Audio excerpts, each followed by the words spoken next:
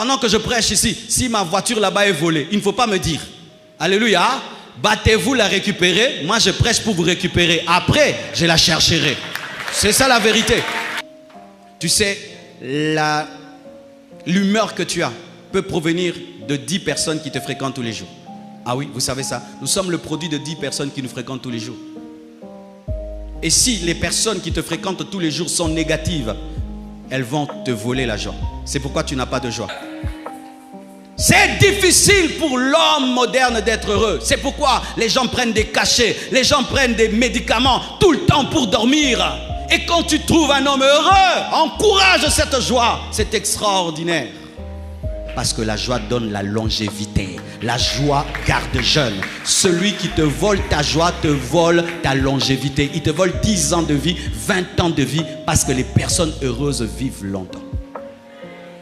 Qui est heureux ici? Tu es un homme très heureux? Non, recommence à zéro. Qui est un homme très heureux ici? Tu es parmi les hommes les plus bénis sur la terre.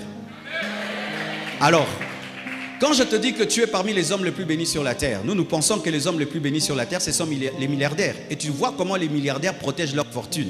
Alléluia. Ils mettent dans des comptes en banque, ils mettent des codes et tout le reste. Maintenant, mets des codes sur ton bonheur. Mets des codes sur ton bonheur. Alléluia. Mets ton bonheur dans un coffre fort. Parce que ce n'est pas tout le monde qui a la joie le matin. Ce n'est pas tout le monde qui a la joie le matin. Et ce n'est pas tout le monde qui a la joie la nuit. Il y a des gens qui sont chargés d'énergie négative et d'autres chargés d'énergie positive. Sois l'ami des personnes remplies de joie, qui aiment leur vie et qui aiment Dieu et qui aiment les autres et qui communiquent la joie. Et si tu as quelqu'un qui est un voleur de joie et de paix, parle-lui.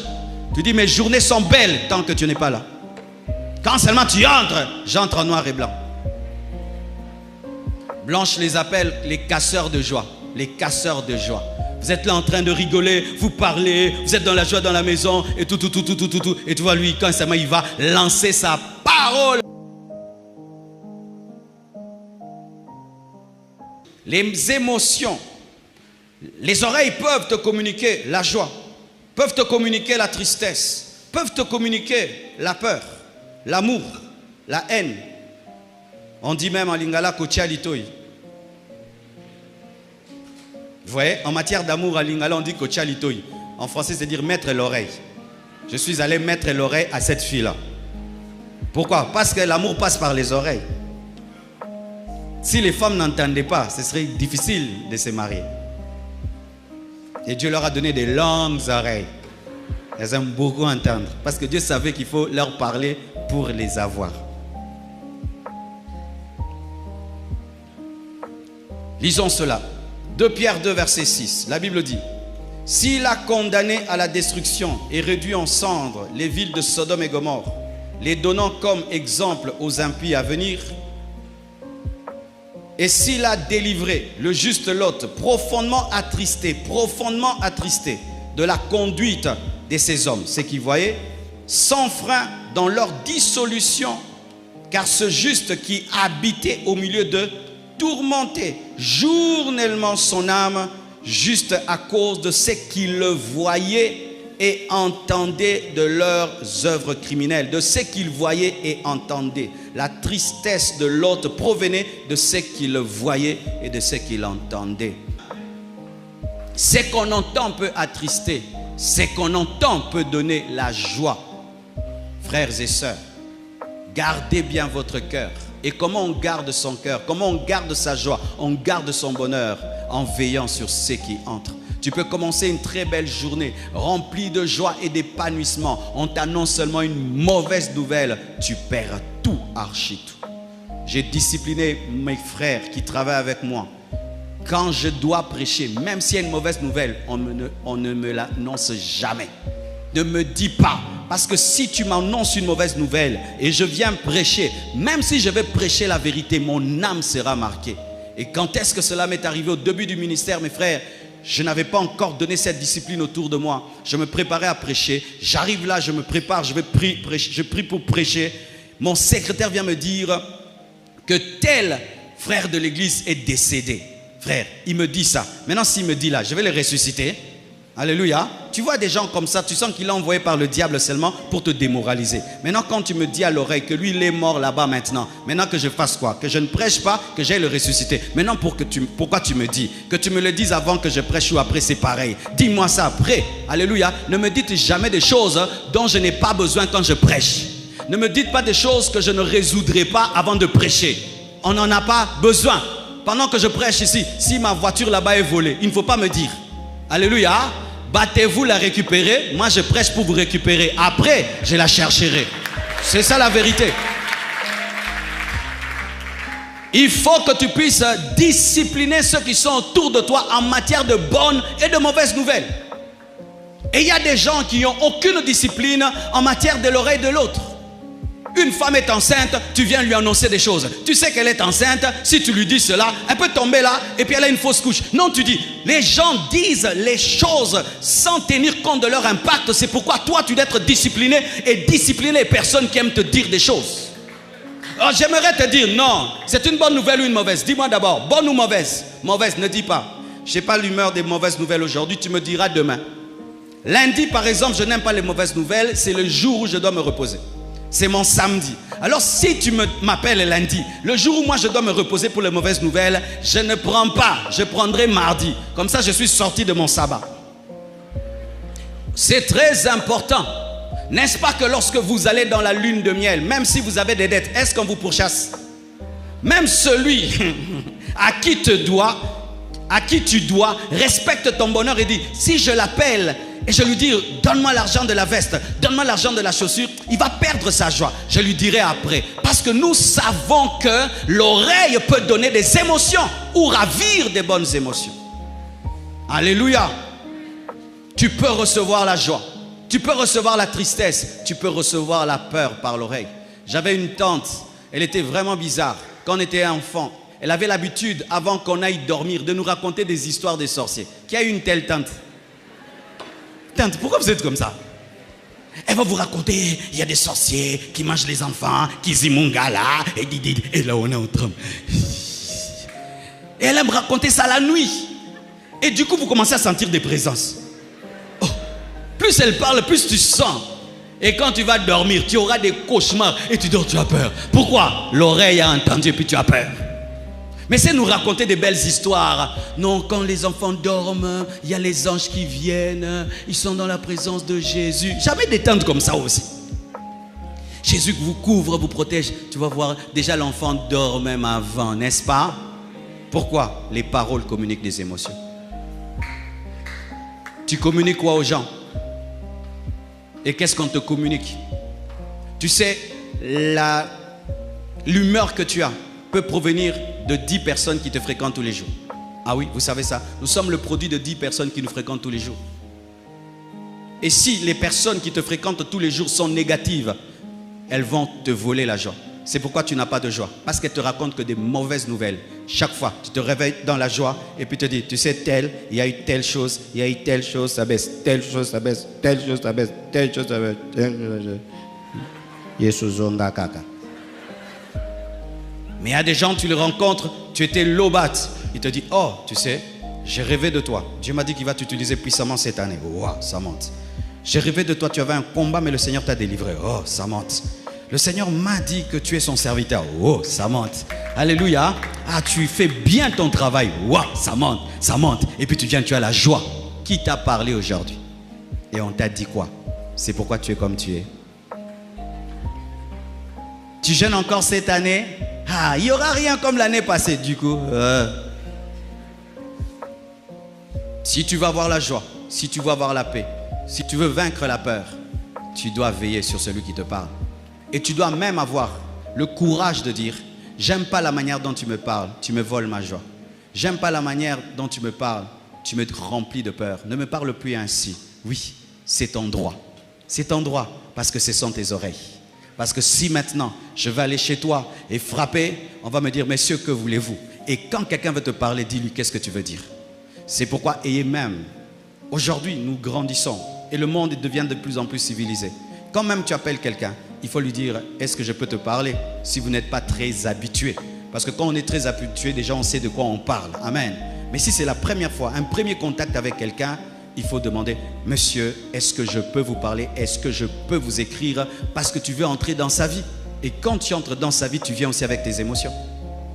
Ah, tu sais ça? Si quelqu'un entre dans ta vie, entre dans ton téléphone, il entre aussi avec toutes ses émotions. Mettons si tu as des problèmes tous les jours et tu entres dans ma vie, j'aurai des problèmes tous les jours, vrai ou faux? Donc je vais partager maintenant ta tristesse. Il faut que tu aies ma permission pour rentrer. Comprenez-vous quelque chose? Qui est heureux ici? Tu es un homme très heureux? Non, recommence à zéro. Qui est un homme très heureux ici? Tu es parmi les hommes les plus bénis sur la terre. Alors, quand je te dis que tu es parmi les hommes les plus bénis sur la terre, nous pensons que les hommes les plus bénis sur la terre, ce sont les milliardaires. Et tu vois comment les milliardaires protègent leur fortune. Alléluia. Ils mettent dans des comptes en banque, ils mettent des codes et tout le reste. Maintenant, mets des codes sur ton bonheur. Mets des codes sur ton bonheur. Alléluia. Mets ton bonheur dans un coffre fort. Parce que ce n'est pas tout le monde qui a la joie le matin. Ce n'est pas tout le monde qui a la joie le matin. Et ce n'est pas tout le monde qui a la joie la nuit. Toi, si tu as ça, protège tes oreilles, protège tes oreilles. Crée un monde dans lequel tu protèges ta joie. Garde ton cœur plus que tout. L'une des manières de garder le cœur, c'est garder l'oreille. Gardez l'oreille, garde le cœur. Si tu ne gardes pas l'oreille, tu ne garderas pas le cœur. Tu auras un bonheur en dents de scie. Ça monte, ça descend. Pourquoi? Parce que tu permets à tout le monde d'influencer ton humeur, d'influencer ta joie. Alléluia. Acte 15, verset 3. La Bible dit, après avoir été accompagnés par l'Église, ils poursuivirent leur route à travers la Phénicie et la Samarie, racontant la conversion des païens, et ils causèrent, ils déclenchèrent une grande joie à tous les frères. Ils sont allés en Samarie, Dieu les a utilisés, ils ont commencé à raconter l'histoire des conversions, des miracles, des prodiges, et quand l'église entendait de telles histoires, ça donnait la joie. La joie est venue des témoignages de ce que Dieu a fait en mission. Alléluia. Tu es un missionnaire, tu veux garder les ailes de l'évangile, n'écoute pas des missionnaires qui reviennent, c'est trop dur, tu n'iras pas. Écoute des gens qui disent c'était grave, Dieu m'a utilisé, c'est le temps de la moisson, c'est le temps des miracles, c'est le temps des prodiges. Tu auras la joie et la passion de la mission. Qui te parle, je te dirai qui t'influence. Je te dirai qui t'influence, qui t'influence. Il y a des gens qui sont chargés d'énergie négative et d'autres chargés d'énergie positive. Sois l'ami des personnes remplies de joie, qui aiment leur vie et qui aiment Dieu et qui aiment les autres et qui communiquent la joie. Et si tu as quelqu'un qui est un voleur de joie et de paix, parle-lui. Tu dis, mes journées sont belles tant que tu n'es pas là. Quand seulement tu entres, j'entre en noir et blanc. Blanche les appelle les casseurs de joie. Les casseurs de joie. Vous êtes là en train de rigoler, vous parlez, vous êtes dans la joie dans la maison et tout. Et tu vois lui, quand seulement il va lancer sa parole, oh tel oncle est malade. Lui, il a la spécialité, même dans les groupes des familles, de mettre toujours quelque chose qui amène la tristesse. Tu es celui qui abîme les groupes WhatsApp, Facebook, c'est toi. Quand seulement tu mets, boum, que Dieu te délivre. Un casseur d'ambiance, un casseur de joie. Ne soyez pas des casseurs d'ambiance et des casseurs de joie. Soyez des gens qui édifient et qui bâtissent. C'est difficile pour l'homme moderne d'être heureux. C'est pourquoi les gens prennent des cachets, les gens prennent des médicaments tout le temps pour dormir. Et quand tu trouves un homme heureux, encourage cette joie. C'est extraordinaire. Et garde ta tristesse pour toi-même. Garde tes choses pour toi-même, parce que chacun de nous a une tristesse, chacun de nous a une colère, chacun de nous a un combat. Mais tu n'es pas là pour communiquer ça, tu es là pour communiquer la vie aux autres. Alléluia. Tu ne dois pas amener tes trucs, non, ça c'est pour toi, bats-toi, mais toi donne la vie. Toi donne la vie. Un jour, un psychiatre était en train de recevoir, et pendant qu'il recevait, il y a un monsieur qui est entré. Il lui a parlé de ses problèmes, Il a dit, ah, je vois, j'ai trouvé la solution. Tu vas à tel endroit, il y a un clown merveilleux. On me raconte que lorsqu'on l'entend, on rit tellement et les gens sont guéris. Va voir ce clown-là. Et le clown-là lui dit, le clown-là, c'est... Le monsieur lui dit, le clown-là, c'est moi. Je dis, quoi? Oui, tu m'envoies chez moi-même. Mais non, on me dit quand les gens t'entendent, ils rient. Quand les gens t'entendent, ils rigolent. Oui, parce que moi, je les fais rire. Et je ne les fais pas partager mes tristesses. Mais là, je suis venu que tu me guérisses. Tu vois, il est païen. Il vient là, il fait rire tout le monde. Mais peut-être il a laissé quelqu'un qui est malade à la maison. Il a laissé quelqu'un qui est paralysé à la maison. Mais quand il vient, il se tient là. Il ne parle pas de ça. Il donne la joie aux gens. Tu n'es pas obligé de partager toujours des choses qui cassent l'ambiance des autres. Certaines choses, ce sont tes propres combats, tes propres luttes, à moins que Dieu te le dise. Et lorsque tu sens que tu as quelqu'un dans ta vie qui vient toujours te voler sa joie par sa mauvaise humeur et ses paroles défaitistes, tu dois protéger ton âme, protéger ton cœur, parce que la joie donne la longévité. La joie garde jeune. Celui qui te vole ta joie te vole ta longévité. Il te vole 10 ans de vie, 20 ans de vie, parce que les personnes heureuses vivent longtemps.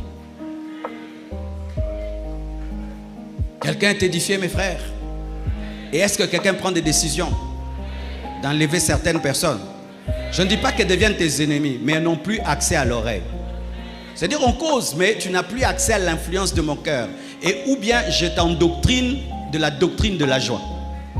Ah oui, ça aussi. Tu peux changer quelqu'un qui ne sait pas parler, qui parle toujours tristesse et qui vole toujours la joie. Tu dis, arrête de parler comme ça. Pourquoi tu parles comme ça? On parle comme ça. Tu parles toujours pessimiste, toujours défaitiste. Mais il y a tellement de choses dans la vie qui arrivent, tellement de belles choses. Pourquoi tu n'es que dans des choses qui volent la joie et qui remplissent de peur? Ok, tu veux qu'on parle de quoi? Mais parlons de ça et parlons de ça. Tu formes la personne, ainsi elle devient quelqu'un qui favorise aussi le bonheur dans ta vie.